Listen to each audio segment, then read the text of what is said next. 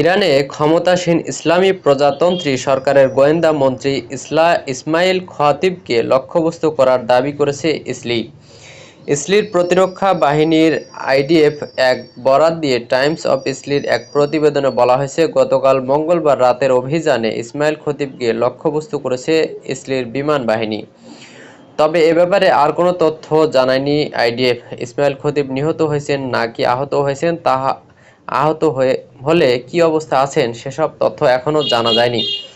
ইসমাইল খতিবকে লক্ষ্যবস্তু করার তথ্য প্রথম জানিয়েছে যুক্তরাজ্য ভিত্তিক সংবাদ মাধ্যম ইরান ইন্টারন্যাশনাল। তবে তাদের প্রতিবেদনে এ ব্যাপারে বিস্তারিত কোনো তথ্য পাওয়া যায়নি।